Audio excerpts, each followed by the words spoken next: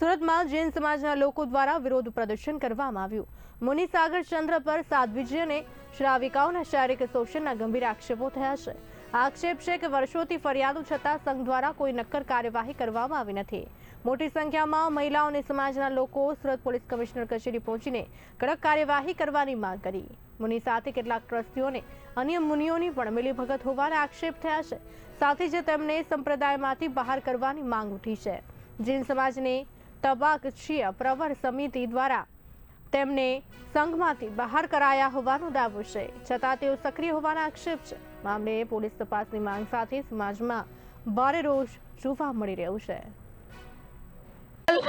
વેસુમાં જે આ સાગર ચંદ્રસાગર વેસુ પ્રતિષ્ઠા માટે આવ્યો છે એના હાથે પ્રતિષ્ઠા તો ના જ થવી જોઈએ। અમારા ભગવાનની પ્રતિષ્ઠા એ જે દુષ્કૃત્ય કરી રહ્યો છે એના કારણે અમે એટલું જ ઈચ્છીએ છીએ, અમારી એટલી જ માંગણી છે કે એ અહીંયાથી બસ સંસારમાં એને મૂકો અને વેશ પરિવર્તન કરી અને અહીંયાથી રવાના કરો અને પ્રતિષ્ઠા તો કોઈ પણ હિસાબે ના જ થવી જોઈએ। એટલે ના જ મારી આગમન દરેકના ટ્રસ્ટીઓને એક સવાલ છે કે આપની એવી તો શું મજબૂરી છે કે હજી પણ આપ સાગર ચંદ્રસાગર જેવા વ્યક્તિનો સાથ આપી રહ્યા છો?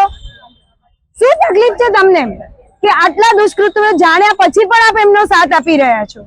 શું આપને કોઈ તકલીફ છે કે આપને કોઈ વસ્તુ મળે છે ત્યાંથી કે આપ એમને સાથ આપી રહ્યા છો? અમે એટલે પ્રોટેસ્ટ કરવા આવ્યા છે કારણ કે જ્યાં સાગર મારા સાહેબે આ બધા દુષ્કાર્ય કર્યા છે એ માન્ય જ નથી। ફર્સ્ટ ઓફ ઓલ એક્સેપ્ટેબલ જ નથી। આજનું જનરેશન, આજની બધી મહિલાઓ અમે જે બધી યુનિટી કરીને હમણાં આવી છે પ્રોટેસ્ટ કરવા માટે, એ એટલે જ પ્રોટેસ્ટ કરવા માંગે છે કે અમારી ખૂબ માંગણી છે સરકાર પાસેથી કે આ મારા સાહેબનું જે બી થાય ઇન્વેસ્ટિગેશન કરો, કંઈ બી કરો એ તમે કરો, સ્ટ્રિક્ટ એક્શન લો કે કાલે સવારના ઉઠીને અમારું જે જૈન છે આખું એ વગોવાય નહીં। બીજી વસ્તુ એ કે કાલે જે જનરેશન અમારું જે હવેનું ન્યૂ જનરેશન છે એ કાલે સવારના ઉઠીને જૈન શાસનના ઓપોઝિશનમાં ના હોય કે એના મતલબ એક્સેપ્ટ ના કરે કે એવું ના કરે। તો અમને આ માંગણી છે કે કેમ બી કરીને આનો નિર્ણય લાવો। અમારી સરકાર પાસે એક જ છે આજ, અમે એટલે જ અહીંયા બધી મહિલાઓ આવ્યા છે કે તમે પ્રોટેસ્ટ અમે કરીએ છીએ કારણ કે જેન્ટ્સ આગળ નથી આવી રહ્યા।